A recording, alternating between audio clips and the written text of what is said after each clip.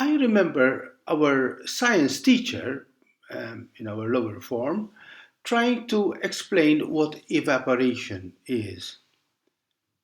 Imagine someone spills water in the classroom just before the school day ends. We all rush out to go back home, and on the following morning we return to class, and the puddle of water is no longer there. How do you explain its disappearing? The teacher asked us. And one of our brighter students quickly answered, well, because Tony, the school cleaner, would have mopped it up after the school hours. And everyone started laughing. Poor teacher had to find a cleverer way to explain to us, impossible pupils that we were, what evaporation actually is. You see, we humans are constantly asking how and why things happen. We need to explain things, to identify the causes. We are obsessed to discover how things work. This is science. Knowledge, intelligence helps us to delve into how things work. This has been the key to so many wonderful inventions and technical achievements humans are capable of. But is this enough for us to find meaning in what we live and in what happens to us? You can explain very scientifically how to change a lump of meat into a wonderful mouth-watering roast turkey by a process we call cooking. But can you just explain why sharing that roast turkey during a Christmas dinner with all the joy of a reunited family, celebrating their joy of being together for Christmas? You see, all the scientific explanations will never do justice to the magic of that wonderful feeling of being family, belonging, love, tenderness, joy, celebration. All this cannot be just explained. It has to be lived. It has to be experienced as a wonderful, amazing gift that reveals the full meaning of what life is all about. This is the gift of Christmas that we are preparing to celebrate. The story of Christmas is built around this divine truth that gives full meaning to who we are as humans. Love can only be received and given as a free gift. It's not just some kind of technique or skill to make things work. Jesus was the supreme gift offered freely, gratuitously to Mary. Like all of us, her first question was, how can this happen? How can this happen? She too was asking for an explanation. But Jesus was not the result of the actions, the decisions, the planning or manipulation from her side. Jesus was a pure gift coming from above. Mary was to receive the gift, and Joseph was called to be simply the carer of this supreme gift. Both of them were lost because they could not find an explanation.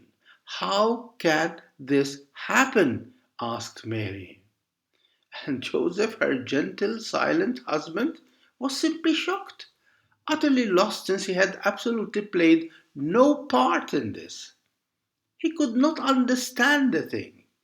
Anxious, worried, and yet as kind and gentle as ever, he was ready to take the blame and just walk away to protect Mary. Both of them could not handle the enormity, the wonderfulness of the gift. Just like you and me, we simply cannot handle gifts. We want to somehow be able to explain and be sure that we know what is happening to us and why it is happening to us. How hard it is for us humans to humbly receive what is given to us so freely. We want to be in charge of our destiny, of our achievements, of our successes. We want to have a right over life, over our whole existence. We want to live by what we achieve and not by what we receive. That's the trademark pride of humanity that finds it too hard to believe that life is a pure gift.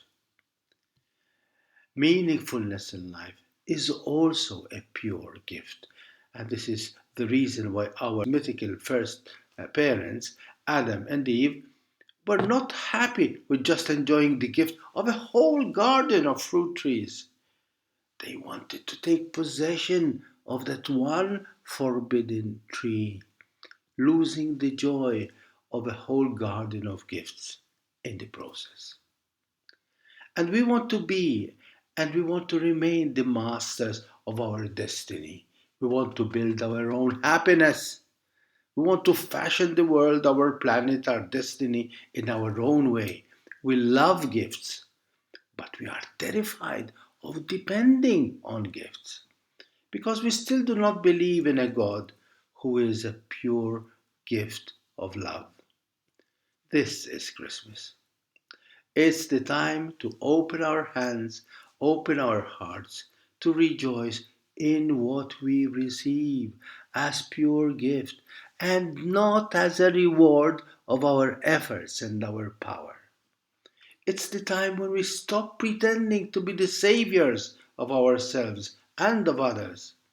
It's time to just rejoice in being the receivers of the supreme gift, who is a fragile, vulnerable little child entrusted to a poor, simple, but pure mother and her promised husband.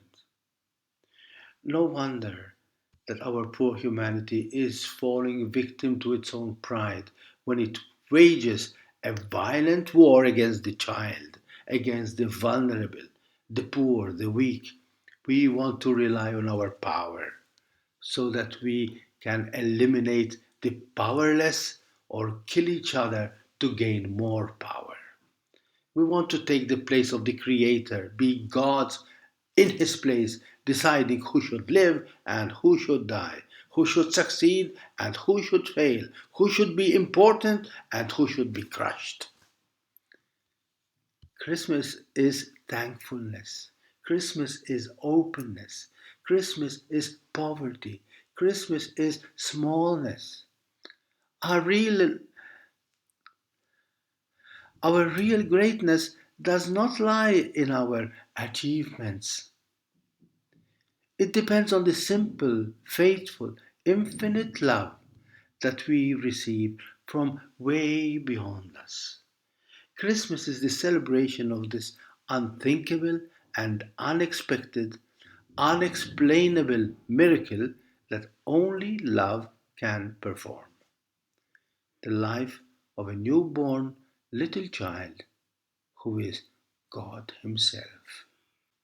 Let us rejoice because what we could never have made to happen by our own powers has indeed happened by the power of the purest and greatest gift of all, love itself.